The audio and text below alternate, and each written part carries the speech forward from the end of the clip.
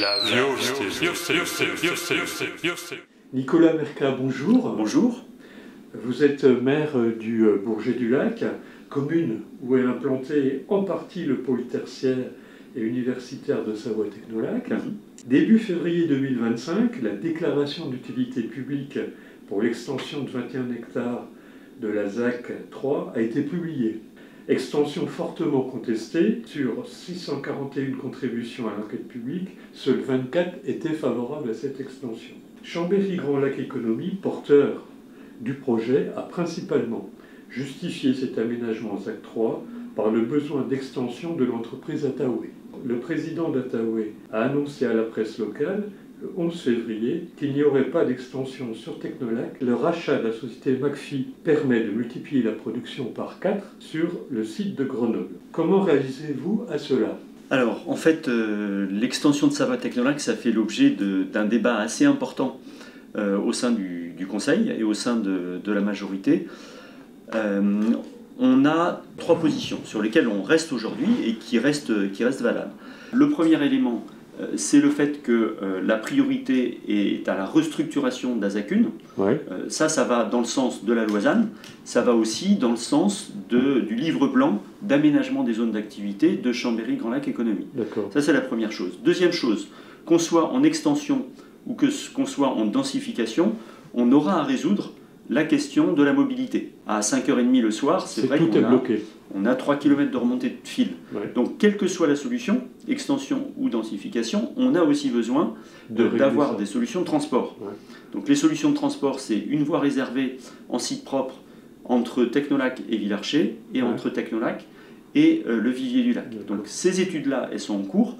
Et puis, la troisième chose, c'est que même si il faut densifier la ZAC 1, il faut aussi qu'on apporte des réponses à un certain nombre d'opérateurs qui sont sur les technologies d'énergie renouvelable de Savoie-Technolac. Comme Attaway. Comme Attaway, comme Heliop, comme Energypool.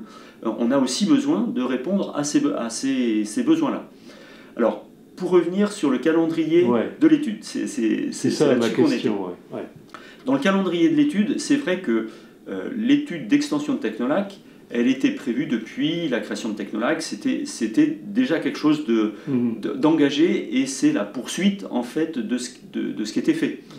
Et puis on a également en fait une étude qui a été réalisée dans le cadre de Métropole Savoie, justement sur la loi ZAN, sur la qualité en fait des terrains de Savoie et de Métropole Savoie, qualité agronomique, qualité au stockage de l'eau, qualité au stockage du carbone.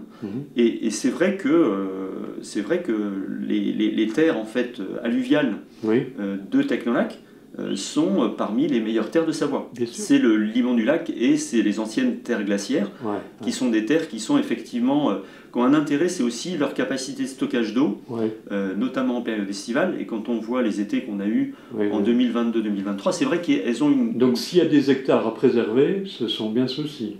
Alors c'est vrai que c'est des hectares qu'il faut qu'on préserve. Notre position a été de dire, on n'a pas un dogme absolu, un dogme de dire on ne peut pas artificialiser et on arrête tout, mais de dire dans la planification des besoins de Technolac, la première chose c'est d'abord la restructuration de la ZAC 1 avant d'aller étendre Technolac sur la ZAC 3. D'accord. Donc pour vous, cette déclaration d'utilité publique, au jour d'aujourd'hui, elle n'aurait pas de sens. C'est sûr que pour nous, elle était justifiée par le troisième point, c'est-à-dire trouver des solutions à court terme pour les opérateurs du site.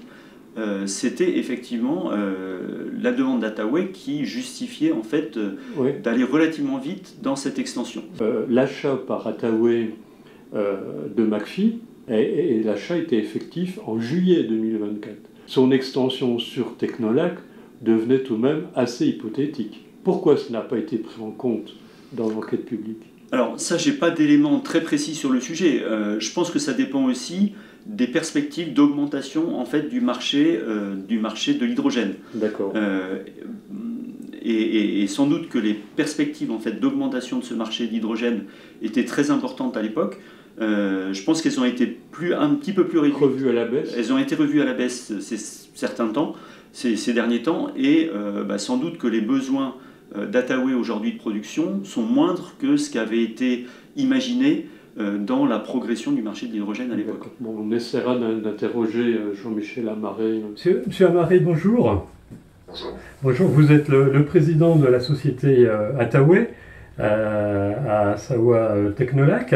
Alors c'est exact que nous avons acquis la société McPhy sur Grenoble. Par contre, ça n'est pas exact que j'ai déclaré que le projet d'implantation d'Attaway sur la ZAC 3 n'était plus d'actualité. C'est ce que j'ai lu dans le Dauphiné libéré. Vous avez lu dans le Dauphiné libéré que nos capacités à date, avec le rachat de McPhy, étaient suffisantes à date. De là, on tirait que Attaway n'était plus intéressé de s'implanter sur la ZAC 3 est une interprétation, puisque il est vrai que l'acquisition de l'entreprise McPhy a permis de multiplier par 4 nos capacités, et donc de répondre à nos besoins à date. Par contre, en revanche, nos projets de déploiement prévoient une croissance dans le futur, et donc le projet est toujours en réflexion. Oui, mais Chambéry Grand Lac Économie avait justifié en partie le besoin d'extension de ZAC 3 par le fait que vous, société Attaway, vouliez rapidement vous étendre sur ce nouvel aménagement. Oui, je pense que Chambéry Grand Lac Économie a dit qu'en effet, Attaway était une des premières entreprises qui souhaitait s'implanter sur cette ZAC. Il y a d'autres prospects également qui ont été identifiés. Et donc, de ce fait, le projet n'est pas un projet pour Attaway. Attaway est une des entreprises qui a prévu de s'implanter sur cette ZAC. D'accord. Comment ça se fait que vous n'avez pas communiqué sur le fait tout de même de freiner un peu votre future implantation sur Technolac? Vous avez attendu que la DUP sorte ou c'est un hasard? Non, c'est totalement un hasard, ça n'a absolument rien à voir. C'est juste que nous avons... J'ai reprécisé que grâce à l'acquisition de McPhy, nous avions multiplié par 4 nos capacités industrielles, et que ça nous permettait de répondre à date à nos besoins. Puisqu'il fallait de toute manière, en tant que dirigeants de l'entreprise, que nous prenions des décisions pour faire face aux commandes, pour servir ses clients. Vous n'avez pas l'impression que Chambéry Grand Lac Économie c'est un petit peu servi de vos projets d'extension pour faire avancer plus vite le projet, faire passer plus vite le projet de ZAC 3? Je ne suis pas dans je n'ai pas suivi la procédure, monsieur, et je n'ai pas suffisamment d'informations et de connaissances de cette procédure pour pouvoir en tirer ses conclusions. Bon, je vous remercie, monsieur Jean-Michel Amaré, pour cette interview téléphonique.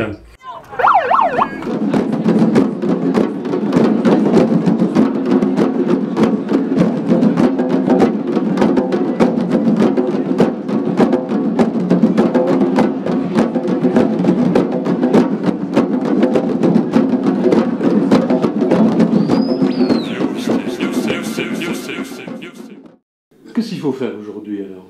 Aujourd'hui, il faut poursuivre les études de densification de la ZAC 1. On a 3 opérations qui sont des opérations qui peuvent partir à très court terme.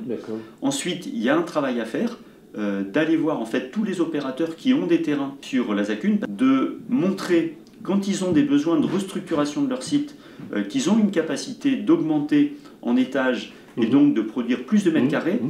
Et c'est la production de ces mètres carrés qui va permettre d'équilibrer l'opération.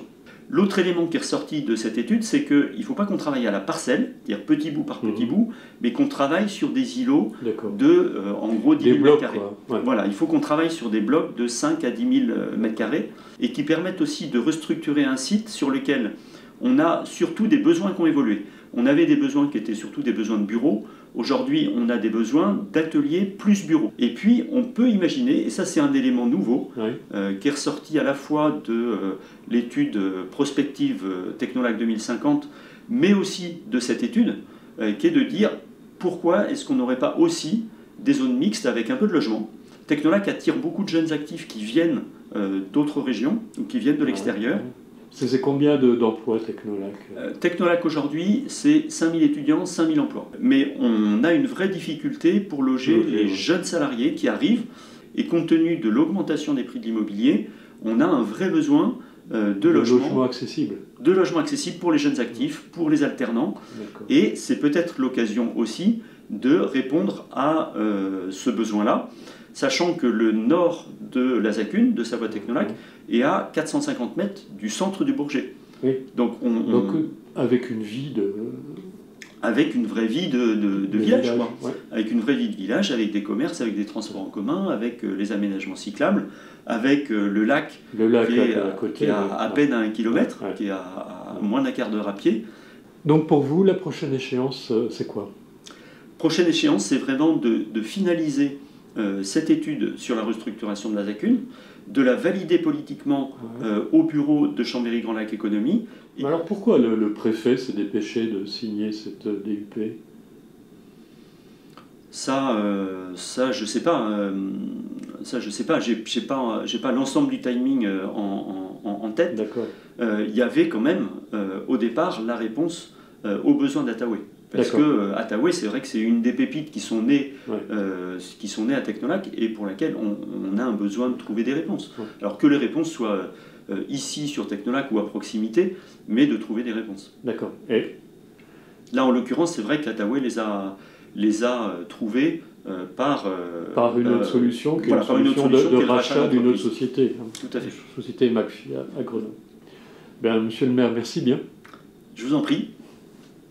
Donc Stéphane Chambevert, vous êtes les Amis de la Terre. Oui, c'est ça. Vous êtes aussi membre du collectif pour une agriculture à Technolac. Ce collectif qui s'oppose à la future extension ZAC 3. Et bah donc avec le collectif, c'est vrai que donc on suivait bien sûr ça, on attendait la DUP, donc la publication, on savait qu'elle allait tomber, elle est tombée donc début février.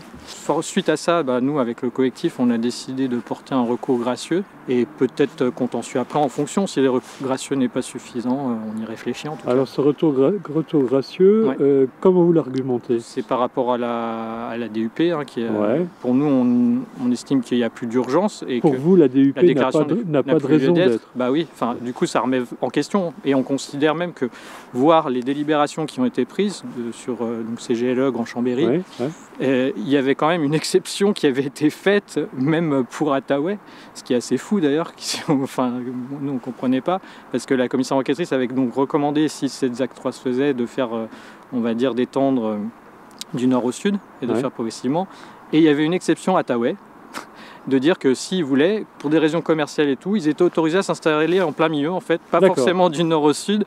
Bon, je vous le fais avec mes mots, hein, mais en gros, c'est ce que ça voulait dire. Donc c'était quand même surprenant déjà de voir cette exception qui était faite pour cette société. Et là, d'apprendre le fait qu'elle se retire, sachant que peut-être elle le savait avant. Donc les élus ont même voté sur des informations pour nous qui étaient biaisées, enfin qui ne sont plus en tout cas actuelles. C'est une information qui nous semble importante, qui pouvait être portée à connaissance du préfet pour dire que peut-être, là, il aurait peut-être attendu plus pour sa DUP ou je sais pas. Et le collectif porte un projet alternatif.